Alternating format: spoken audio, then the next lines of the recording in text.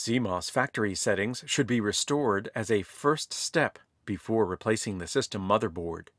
To restore CMOS factory settings, first remove the rear cover, the VISA bracket,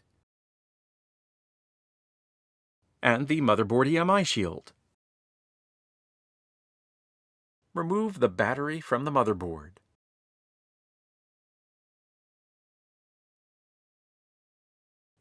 Wait 30 seconds. Replace the battery to the motherboard. CMOS factory settings are now reset. Note that you will now need to enter System BIOS and reset the clock in BIOS after this procedure.